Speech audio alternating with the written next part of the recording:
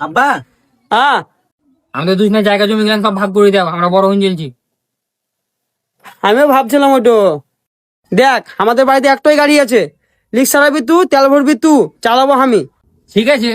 আর আমাদের বাড়িতে দুটো গরু আছে, ঠিক আছে, খেরকে দিবি তু, দুধ দোয়াবি তু, আর খাবো আমি। আর আমাদের রাস্তার ধারে 2 বিঘা ভুঁই আছে, ধান লাগাবে উ, ধান কাটবি তু, আর ধান লিবো আমি। ঠিক আছে, এবার আমাদেরও শুনিলাম। বিষ